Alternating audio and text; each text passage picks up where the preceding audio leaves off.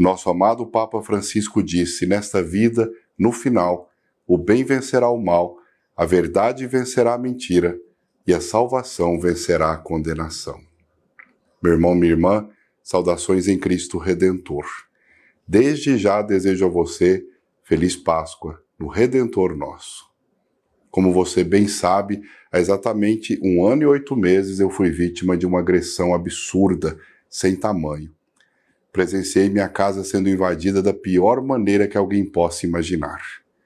Eu fui acordado no início de uma manhã com um grupo de pessoas entrando no meu quarto, revirando gavetas, mexendo nas minhas coisas pessoais e invadindo minha privacidade sem nenhum escrúpulo. Não esperaram nem que eu vestisse as minhas roupas. Disseram que aquilo era parte de uma investigação sobre a qual eu havia tomado conhecimento somente naquele momento. Na verdade, até hoje, eu nunca fui ouvido, chamado, perguntado, nada. Eu não sabia de nada do que estava acontecendo, mas toda a imprensa sabia e já tinha sido, inclusive, convocada há dias para aquele momento, para aquela manhã. O constrangimento e a humilhação foram tamanhos que praticamente fizeram ao vivo, de dentro do meu próprio quarto. Algo totalmente insano, ilegal, desnecessário, humilhante e certamente organizado de uma forma antecipada e meticulosa. Logo depois eu fui percebendo do que realmente se tratava. Percebi que não importava a verdade para aquelas pessoas. O interesse era acusar e condenar, sujando uma imagem, uma história de vida, de dedicação ao Evangelho. Ao longo desse tempo, muita coisa absurda foi dita. Muitas acusações foram feitas. Chegaram ao ponto da apelação total num verdadeiro e desnecessário abuso. A imprensa foi convocada e motivada com as informações que lhe foram oferecidas e nisso ela fez o papel de acusador, julgador e executor ao mesmo tempo. Quando finalmente deixaram minha casa naquele dia, tomei um banho, desci as escadas do convento, recebi um abraço solidário dos confrades que moravam comigo, e naquela ocasião, o meu então superior, Padre Jesus Flores, falecido por causa do Covid, ele me disse assim: isso é um absurdo. Não poderiam e nem deveriam fazer isso. É óbvio que existem outros interesses em tudo isso. E agora, quem vai pedir desculpas quando tudo for esclarecido? Desde o ocorrido por prudência e bom senso, acertei com as indicações e formas delineadas pelo senhor arcebispo de então o meu afastamento temporário da presidência da AFIP e também da reitoria do santuário, até que as coisas fossem devidamente esclarecidas pela justiça como foram na última segunda-feira. O silêncio que eu mantive até agora foi por obediência ao meu superior religioso que assim achou que deveria ser. Sendo assim, resignado, aguentei calado todas as diversas formas de investidas contra mim.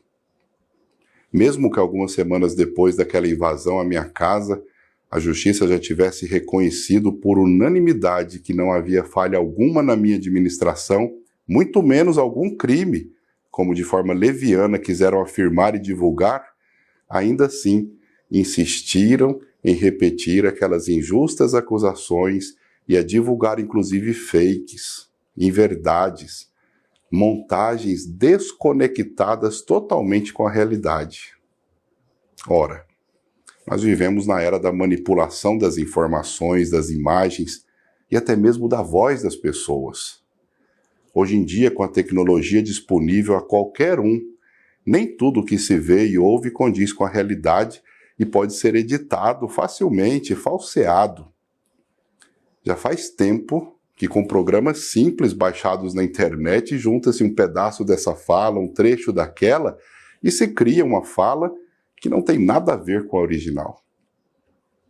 Imagine o que podem fazer com a voz de uma pessoa que tem mais de 45 mil horas de falas disponíveis na internet, como é o meu caso. Foram feitas diversas simulações, emendando palavras e frases que eu nunca disse, criando o contexto que era conveniente, isso é, para que pudessem me difamar, me expor e até mesmo me intimidar. Quando vimos que essas notícias sempre saíam antes das principais decisões do judiciário, aí sim ficou muito claro que o intuito era induzir o pensamento das pessoas e fazer pressão nas decisões. Não conseguiram mudar o rumo da justiça, que se manteve isenta em seus procedimentos. A conclusão continuou sendo que o ocorrido foi algo incomum, desnecessário e até contrário ao devido processo legal. Que eu era e sou inocente e não deveria ter passado por nada disso. Que o constrangimento a que fui submetido não deveria nem mesmo ter acontecido, pois eu nada fiz de errado. Meu irmão, minha irmã, nunca tive nada em meu nome, nem em nome de alguém, viu? Isso por opção de vida, opção de consagração. A casa onde eu moro hoje, o veículo que eu uso, o dinheiro que eu recebo para o básico, até o advogado que me defendeu, tudo foi proporcionado pelo meu grupo religioso. Da mesma forma, tudo que eu administrei era e continua sendo da FIP e está a serviço do Evangelho. Olha, saber investir de maneira inteligente, criativa, bem assessorada, para o benefício e crescimento de uma obra como essa, é saber usar bem mesmo, os talentos confiados por Deus, e não enterrá-los com mediocridade, como diz a própria palavra de Deus. E isso nunca foi crime. Quem me investigou sabia disso muito bem e o sabe até hoje, mas não foi isso que relatou. Claro, não havia interesse em dizer nada disso. Tudo cairia, se desmoronaria como um dominó. Por isso eu digo que o método utilizado foi ao nível da baixaria mesmo, misturada com mentiras e desonestidade nas informações. Tentaram enganar inclusive a imprensa livre, pilar de nossa liberdade democrática. Às vezes eu fico pensando que nada disso teria ocorrido na intensidade com que se deu, se eu tivesse pegado logo um microfone e começado a falar denunciando publicamente cada mentira, inclusive citando nomes dos arquitetos delas. Mas por obediência, eu fiquei em silêncio, esperando a verdade ser restabelecida pela justiça, como foi, por unanimidade, em todas as instâncias possíveis. Nesse turbilhão, nesse tempo de provação, foi o Pai Eterno e as suas sinceras e fervorosas orações que, sem dúvida alguma, me mantiveram de pé, sereno e forte. Eu agradeço, portanto, as centenas de milhares de mensagens de solidariedade e apoio que eu tenho recebido desde o ocorrido. Deus lhes pague.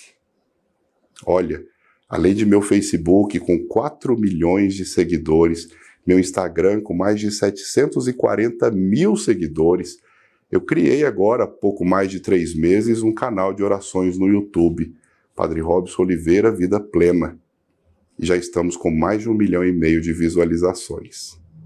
É notório que as pessoas entenderam que tudo isso não passou de um triste episódio montado para tentar macular um trabalho que há mais de 16 anos tem sido conduzido com muito amor, com muita honestidade, com grande empreendedorismo. Tentaram me fazer parar, mas não conseguiram. Eu me lembro da sabedoria do pensador que afirma: as pessoas só jogam pedras em árvores que estão dando frutos. E quanto mais frutos, mais pedradas. Geralmente os que jogam pedras são pessoas que não plantaram a árvore apedrejada, pois quem planta cuida. A palavra de Deus também é muito firme em dizer: bem-aventurados sois vós, quando vos insultarem e perseguirem, e mentindo disserem todo mal contra vós, por minha causa, por minha causa. Também diz assim: ouvistes aquilo que foi dito, amarás o teu próximo, odiarás o teu inimigo.